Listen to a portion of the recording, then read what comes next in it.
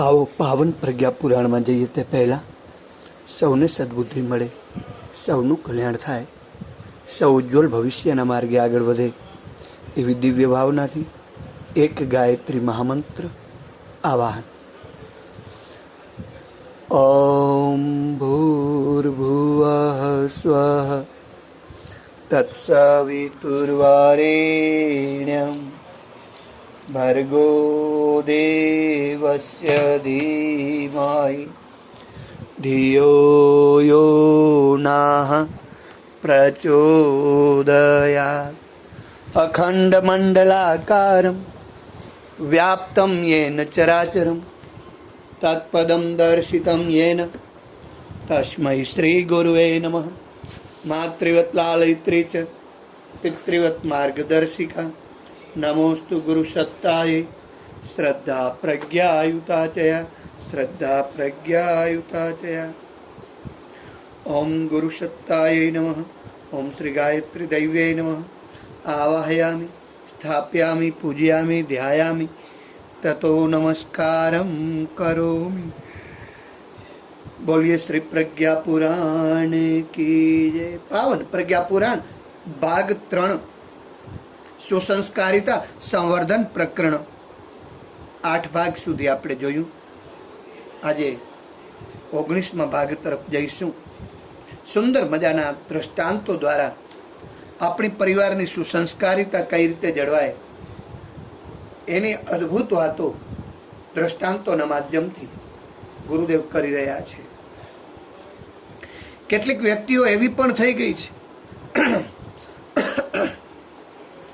કે જેમણે પોતાના સમયમાં માત્ર વાર્તા સાહિત્ય દ્વારા જુદા જુદા વર્ગો માટે સાહિત્ય સર્જન કરીને સમયના પ્રવાહને બદલી નાખ્યો.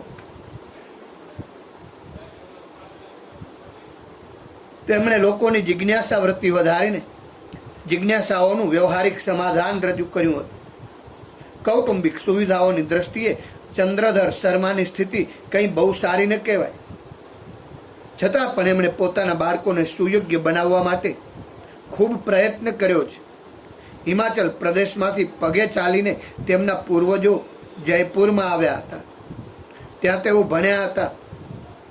તેમની પ્રતિભાથી પ્રભાવિત થઈ અને તેમને ખેતડી સ્ટેટના બાળકોને ભણાવવા માટે શિક્ષક તરીકે નિયુક્ત કર્યા.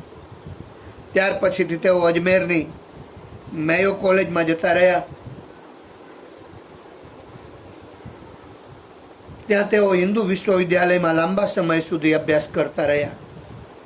વૈદિક, સંસ્કૃત, પાલી, અભ્રંશ, બંગાળી, મરાઠી, ગુજરાતી, અંગ્રેજી, હિન્દી, લેટિન, જર્મન, ફ્રેન્ચ આ બધી ભાષાઓ ઉપર તેમણે ખૂબ સારો કાબુ મેળવ્યો હતો. આ બધું એમણે પોતાના પ્રયત્ન અને પુરુષાર્થથી પ્રાપ્ત કર્યું હતું. અને પ્રયત્નને પ્રબળ પુરુષાર્થથી માણસ શું પ્રાપ્ત નથી કરી શકતો.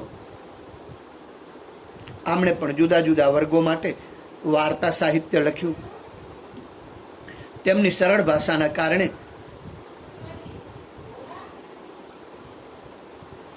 તે સાહિત્ય ખૂબ જ લોકપ્રિય બન્યું છે. તેઓ વર્ષો સુધી નાગરી પ્રચારિણી સભાના પ્રમુખ પદે પણ રહ્યા. પોતાની પ્રતિભાના કારણ તરીકે તેઓ અવિરત સ્વાધ્યાયને ગણાવતા હતા. તેને જ તેઓ દેવોનું વરદાન માનતા હતા. ઇંગ્લેન્ડના વૈજ્ઞાનિક કથાઓના લેખક G.H. વેલ્સ તેમના જમાનામાં ખૂબ પ્રખ્યાત થઈ ગયા હતા. તેમના પુસ્તકોનો અનુવાદ અનેક ભાષાઓમાં પણ થયો હતો. આર્થિક દ્રષ્ટિએ પણ તેઓ ખોટમાં ન રહ્યા. આ સૌભાગ્ય તેમને એક દુર્ભાગ્યના કારણે પ્રાપ્ત થયું હતું. કિશોરાવસ્થામાં છોકરાઓ સાથે રમતા રમતા તેમનો એક પગ ભાંગી ગયો હતો અને આ કારણે તેમને લાંબા સમય સુધી હોસ્પિટલમાં રહેવું પડ્યું હતું. સમય પસાર કરવા માટે તેમણે પુસ્તકો વાંચવાનું શરૂ કર્યું અને પછીથી એમાં રસ પડ્યો. હોસ્પિટલમાંથી રજા મેળવ્યા બાદ તેમણે પુસ્તકાલયોનો આશરો લીધો અને તેના ફળ સ્વરૂપે તેઓ પોતાના પ્રિય વિષયના લેખનમાં અસાધારણ સફળતા મેળવી શક્યા. આ કથાનકોમાં આગળ વધનાર તથા ઉન્નતિ કરનાર શ્રેષ્ઠ વ્યક્તિઓના ઉદાહરણો એવી રીતે મગજમાં ઘૂમવા લાગે છે કે જાણે તેઓ આપણી સામે જ બેઠા હોય અને આપણને તેમના અનુભવ પરથી ઉપદેશ આપતા હોય. પરિવારને માટે જે રીતે ઘણો ખર્ચ કરવો પડે છે, સમયનો ભોગ આપવો પડે છે, મહેનત કરવી પડે છે, તે પ્રમાણે પરિજનોને સ્વાધ્યાય અને સત્સંગનો અવસર પણ મળતો રહે એવી વ્યવસ્થા પણ કરવી જોઈએ. જ્ઞાન મંદિર એવા પુસ્તકાલય દ્વારા કથા પ્રસંગો દ્વારા સત્સંગનો લાભ મળતો રહે તો પરિવારનું સ્તર દરેક દ્રષ્ટિએ ઉચ્ચ પ્રકારનું બને છે અને આ પ્રમાણેની વ્યવસ્થા કરવી જ જોઈએ. કથાનકોમાં આવતા જીવન ચરિત્રો, પ્રસંગો વગેરેનો લાભ એટલો બધો મોટો એ છે કે જે મહાપુરુષના દર્શન આપણે કરી શકતા નથી, જેમના પ્રત્યક્ષ સત્સંગનો લાભ આપણે મેળવી શકતા નથી, તેમને તેમના સ્વાધ્યાયના માધ્યમથી આપણને મળી શકાય છે. આ એક પ્રકારનો પરોક્ષ સત્સંગ છે. તેમના વિચારો, તેમનું સાહિત્ય વાંચવા કે સાંભળવાથી જાણવા મળે છે. તે આપણને પ્રગતિની દિશામાં આગળ વધવાનું ખૂબ સારું એવું માર્ગદર્શન આપે છે.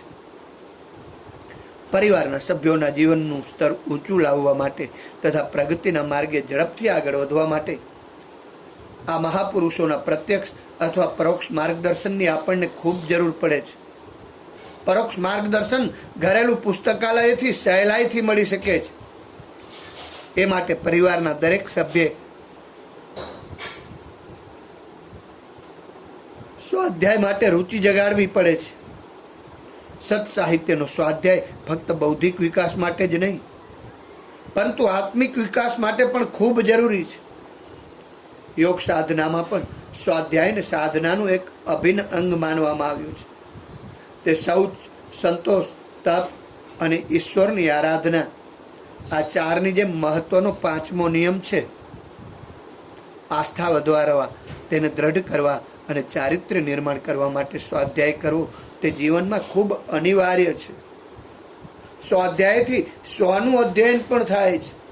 આપણે શું છીએ, આપણે ક્યાં છીએ, આપણી પ્રગતિ કેટલી થઈ, સ્વનું અધ્યયન પણ સ્વાધ્યાયથી જ થાય છે. એકવાર એક મિત્ર સર જોહન અર્સલ નામના પ્રખ્યાત પાશ્ચાત્ય વિદ્વાનને પ્રશ્ન પૂછ્યો હતો કે આપને દુનિયામાં કઈ વસ્તુ સર્વોત્તમ લાગી. તેમણે મૃત્યુ હાસ્ય સાથે જવાબ આપ્યો છે, વિભિન્ન પ્રકારના સંયોગો વિયોગ આવે છતાં મારા જીવનમાં સુખ અને આનંદનું ઝરણું વહેતું રહે. મારી વિરુદ્ધ અફવા ફેલાય, લોકો મને ખરાબ કહે, ધિક્કારે, રસ્તો રોકે, તે સમયે હું બેપરવાહ બની જાઉં. જીવનમાં દુઃખો સામે ઢાલરૂપ બનેલા ઈશ્વરની પ્રાર્થના કરવાની જો મને અવસર મળે તો હું નિવેદન કરીશ કે હે પ્રભુ, મને વિદ્યાભ્યાસ કરતા રહેવાની રુચિ આપ. મારું મન સતત વિદ્યાભ્યાસમાં પરોવી રાખ. જ્ઞાનના ધાર્મિક મહત્વને ઘટાડ્યા વગર અહીં મેં માત્ર એના સાંસારિક લાભો દર્શાવ્યા છે. વિદ્યા પ્રત્યેની અભિરુચિ કેવી આનંદદાયક હોય છે, સંતોષ કેવું મુક્ત સાધન છે, એટલું જ મેં અહીંયા સ્પષ્ટ કર્યું છે. પ્રાચીન કાળમાં પણ લોકો સ્વાધ્યાય પરાયણ રહેતા હતા. કાવ્ય શાસ્ત્ર વિનોદેને કાલો ગચ્છથી ધીમતામનો સિદ્ધાંત લગભગ બધા લોકો માનતા હતા. ભારતીય સંસ્કૃતિના પ્રતિકરૂપ દેવી સરસ્વતીનું લોકો આજીવન માં સરસ્વતીની ઉપાસના કરતા હતા અને આ રીતે સંસાર સાગરમાંથી પાર ઉતરી જતા હતા. આજે તો સ્થિતિ જુદી છે. લોકો અભાવ અને આર્થિક પરિસ્થિતિઓના બહાના બતાવે છે. કેટલાક લોકો સમય ન મળવાને કારણે પણ એવી ફરિયાદ કરે છે કે સમય અમને નથી મળતું. પરંતુ સાચી વાત એ છે કે આવા લોકોને વિદ્યાભ્યાસના મહત્વની ખબર જ હોતી નથી અને એની પ્રત્યે રુચિ પણ હોતી નથી. અનેક દ્રષ્ટાંતોથી એ સાબિત થઈ ચૂક્યું છે કે ગરીબી વિદ્યાભ્યાસમાં બાધક બનતી નથી. પબ્લિયસ, સાયરસ, ઇસપ કિલન્થિસ, બ્રુકર ટી વેસિંગ્ટન અને ટેરેન્સ, આ બધા પ્રતિભાશાળી વિદ્વાનોનું શરૂઆતનું જીવન ખૂબ મુશ્કેલીઓમાં વીત્યું હતું, દુઃખમાં વીત્યું હતું, છતાં પણ એમને જ્ઞાન પ્રાપ્ત કરવાનું મહત્વ બતાવી આપ્યું છે. એપિક્ટેટસ વર્ષો સુધી ગુલામ રહ્યો છે. એના માલિકે એનો પગ ભાંગી નાખ્યો હતો, પરંતુ પાછળથી એણે પોતાની ઝૂંપડામાં બેસીને શાસ્ત્રોનો સ્વાધ્યાય કરીને વિદ્વતા પ્રાપ્ત કરી હતી. રોમનો તાત્કાલિક સમ્રાટ ઓડિયાન પણ એની પંડિતાઈથી ખૂબ પ્રભાવિત થઈ ગયો હતો. પાયથાગોરસ ભૂમિતિનું મહાન વિજ્ઞાન હતું. તે જીવનશાસ્ત્ર અને નીતિશાસ્ત્રનો પણ પંડિત હતો. બહુ ઓછા લોકો જાણતા હશે કે તે જંગલમાંથી લાકડા કાપી લાવીને વેચતો હતો અને પોતાનું જીવન માંડ ગુજારતો હતો. ટાસ્કિનની ટ્યુરોન્ટાઇન એકેડમી કાઉન્સિલના ઉચ્ચ પદે નિયુક્ત થયેલો ઇટાલિયન જેલી જાતનો એક દરજી હતો. આટલા ઊંચા પદે પહોંચવા છતાં પણ એણે પોતાનો ધંધો દરજીકામ છોડ્યો ન હતો. તે કહેતો હતો, મેં આ ધંધાની મદદથી જ વિદ્યા પ્રાપ્ત કરી છે. જ્ઞાન સાથે એટલો પ્રેમ થઈ ગયો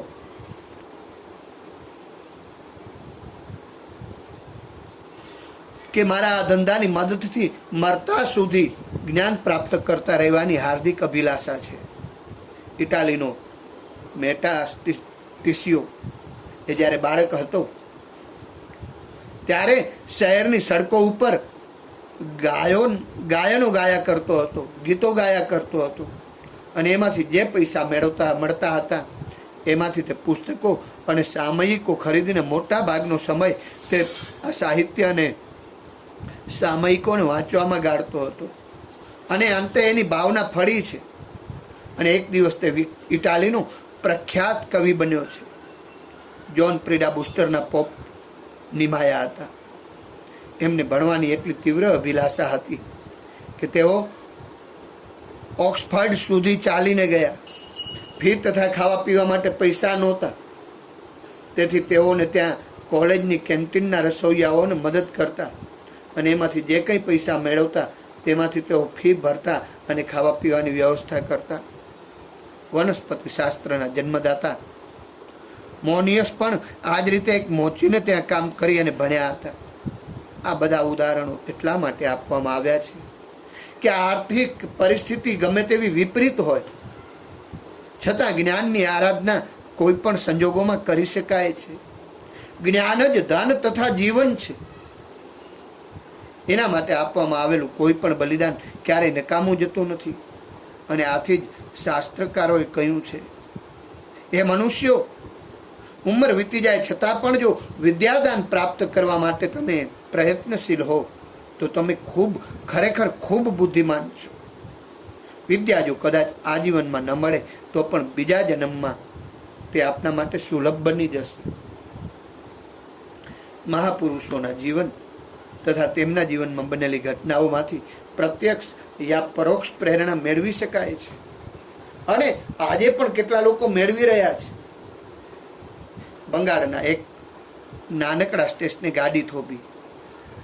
એક યુવકે કુલીને મોટેથી બૂમ પાડી, પણ એટલા નાનકડા સ્ટેશન પર કુલી ક્યાંથી હોય? એક આધેડ આદમીએ જોયું કે પેલા યુવકની પાસે એક નાની પેટી છે, તેથી તે એની પાસે ગયો. યુવકે એને કુલી સમજીને તતડાવ્યો, તમે લોકો સાવ આળસુ છો, હું ક્યારનો બૂમ પાડી રહ્યો છું, ચાલ પેટી ઊંચકી લે. પેલા માણસે કંઈ પણ બોલ્યા વગર પેટી ઊંચકી લીધી અને યુવકની પાછળ ચાલવા લાગ્યો. ઘરે પહોંચતા યુવકે મજૂરીના પૈસા આપવા માંડ્યા તો તે માણસે કહ્યું, ધન્યવાદ, મારે એની સહેજ પણ જરૂર નથી. એટલામાંથી જ ઘરમાંથી યુવકનો મોટો ભાઈ આવ્યો અને બોલ્યો, નમસ્કાર વિદ્યાસાગરજી, આપ આવો. આ સાંભળતા જ પેલા યુવકના પગ નીચેથી ધરતી સરકી ગઈ. એને એવું લાગ્યું તે વિદ્યાસાગરજીના ચરણોમાં લાંબો થઈ ગયો.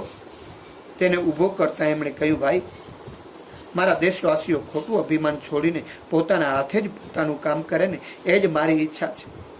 હવેથી તું સ્વાવલંબી બન, એ જ મારું સાચું મહેનતાણું છે.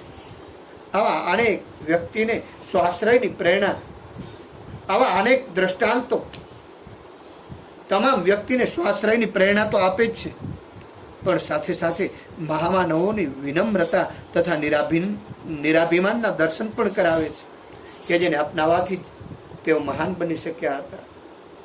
કેટલા દ્રષ્ટાંતો દ્વારા ગુરુદેવે આપણી સાહસિક વૃત્તિ વધે, આપણી અંદર વિનમ્રતા આવે, નિરાભિમાનતા આવે, આપણું જ્ઞાન ઉચ્ચ કક્ષાએ પહોંચે એવા સુંદર દ્રષ્ટાંતો દ્વારા ગુરુદેવે આપણાને અદ્ભુત બતાવતા રહે છે. રાજા પુરુષોત્તમદાસ ટંડન એક વખત બીમાર પડ્યા. એમની ખબર લેવા માટે, એમની ખબર જોવા માટે એમના એક મિત્ર પ્રયાગ ગયા છે. તે વખતે રાજર્ષિએ વાતચીત દરમિયાન પોતાનો એક યાદગાર પ્રસંગ કહી સંભળાવ્યો. એક વખત દેશી રજવાડાના રાજાઓને સુધારવા માટે હું એક આદર્શ યોજના બનાવી રહ્યો હતો, કે જેથી એમ બતાવી શકાય કે ભારતીયો અંગ્રેજો કરતાં વધારે સારું શાસન કરી શકે છે. આ માટે ઘડેલી યોજનાનો અમલ કરવા માટે મેં એક રજવાડામાં નોકરી કરી, પરંતુ તેમાં હું નિષ્ફળ ગયો. એમના મિત્રે કહ્યું, એ બહુ સારું થયું, એ તો હું પણ કહું છું. અંગ્રેજોના કારણે હું પણ નિષ્ફળ ગયો, તો મેં મારું ધ્યાન અંગ્રેજોને અહીંથી કાઢવામાં લગાડ્યું. હું ભગવાનનો આભાર માનું છું. જો હું રજવાડાઓમાં શાસન કરવામાં જો સફળ થયો હોત તો શક્ય છે કે હું કૂપ મુંડક બની જાય. મારી નિષ્ફળતાએ મારા માટે સફળતા અને સાધનાનું એક નવું દ્વાર ખોલી નાખ્યું, ટંડનજીએ કહ્યું છે. પોતાના કાર્યોમાં મળેલી સફળતા કે નિષ્ફળતા પ્રત્યે આવી સર્જનાત્મક દ્રષ્ટિ અપનાવવાના કારણે જ તેઓ રાજર્ષિની ઉપાધિ મેળવવાના અધિકારી બન્યા છે. જેઓ પ્રગતિના માર્ગે નિષ્ફળતાઓનો સામનો કરતા રહીને આગળ વધવા માંડે છે, એમના માટે આવા પ્રસંગો ઘણી પ્રેરણાઓ આપી જાય છે. એક યુવક સ્વામી વિવેકાનંદની પાસે ગયો છે અને ટૂંકમાં ગીતાનો સાર સમજાવવાનો આગ્રહ કરવા લાગ્યો છે. ત્યારે સ્વામીજીએ એને કહ્યું છે, રમત ગમતના મેદાનમાં તમે જાઓ અને જુઓ કે દરેક ખેલાડીઓ કેટલી દિલચસ્પીથી રમે છે, અને એમ છતાંય પોતાના ચહેરા પર હાર જીતની સહેજ પણ અસર આવવા દેતા નથી. બેટા, આ જ ગીતાનો સાર છે. સ્વામી વિવેકાનંદે યુવકને બતાવ્યું છે. જ્યારે આદર્શોની ચર્ચા કરનાર તથા નિયમ બનાવનાર એ આદર્શો તથા નિયમોનું પોતે પાલન કરે છે, ત્યારે જ સામાન્ય લોકો એમના જીવનમાંથી પ્રેરણા લે છે. એક વર્ષે ખૂબ ગરમી પડી છે. લોકોના ઝૂંપડા ઘાસના બનેલા હતા. મજબૂત સામગ્રી મળતી ન હતી. કોણ જાણે કેમ લોકો બેપરવાહીથી રહેવા લાગ્યા હતા. તેથી અવારનવાર અગ્નિકાંડની ઘટનાઓમાં સમાચાર દરબારમાં પહોંચતા હતા. રાજા બિંબિસાર ખૂબ દયાળુ હતા, તેથી સ્વાભાવિક રીતે જ તેઓ પીડિતોને મદદ કરતા હતા. અગ્નિકાંડોની સંખ્યા ખૂબ વધી ગઈ. આથી મદદ માટેનો ખર્ચ પણ પહેલા કરતાં અનેક ગણો વધી ગયો. લોકોની લાપરવાહી રોકવા માટે રાજાએ ઢંઢેરો પીટાવ્યો કે જેના ઘરને આગ લાગશે તેણે 1 વર્ષ સુધી સ્મશાનમાં રહેવાની સજા ભોગવવી પડશે. હવે લોકો સાવધાન બની ગયા. એક દિવસ રાજાના ઘાસના ગોડાઉનમાં આગ લાગી અને જોતામાં તે બળી ખાખ થઈ ગઈ. સમાચાર મળતા દરબારમાંથી રાજાને સ્મશાનમાં રહેવાની આજ્ઞા આપવામાં આવી. દરબારીઓએ રાજાને કહ્યું, નિયમ તો રાજા સાહેબ પ્રજા માટે હોય છે, રાજા તો એ નિયમ ઘડે છે, તેથી તે તમને લાગુ પડતો નથી. પરંતુ બિંબિસારે કોઈનું કહ્યું ન માન્યું અને તેઓ ઘાસની ઝૂંપડી બનાવી અને રહેવા લાગ્યા છે. સમાચાર મળતા જ બધા જ લોકો સાવધાન બની ગયા અને અગ્નિકાંડની દુર્ઘટના થતી એ બંધ થઈ ગઈ. આવા અદ્ભુત દ્રષ્ટાંતો દ્વારા ગુરુદેવે ખૂબ આપણને સારો સંદેશ આપ્યો છે કે પ્રતિભાવાન કઈ રીતે બની શકાય. પ્રતિભાવાન બનવા માટે, મહાન બનવા માટે આપણે કેવા નિયમો ધ્યાનમાં રાખવા જોઈએ, એવી અદ્ભુત વાતો આપણે આ પ્રજ્ઞા પુરાણના માધ્યમથી ચાલુ જ રહેશે. આપ સૌને નમ્ર વિનંતી છે કે ઋષિ ચિંતન દ્વારા, કાંતિભાઈ કરસાળા દ્વારા આ દિવ્ય ચિંતન નિષ્કામ ભાવે જ્યારે આપની પાસે પહોંચી રહ્યું છે, ત્યારે આપ આ ઋષિ સંદેશ ચેનલને સબસ્ક્રાઈબ કરી આ વિચારો અન્ય પોતાના સ્નેહી, સ્વજન, ગ્રુપ, સર્કલ અરે જનજનમાં ફોરવર્ડ કરી દૈવી સંસ્કૃતિ, ઋષિ સંસ્કૃતિ, સતયુગી સંસ્કૃતિ લાવવામાં સહભાગી બનશો.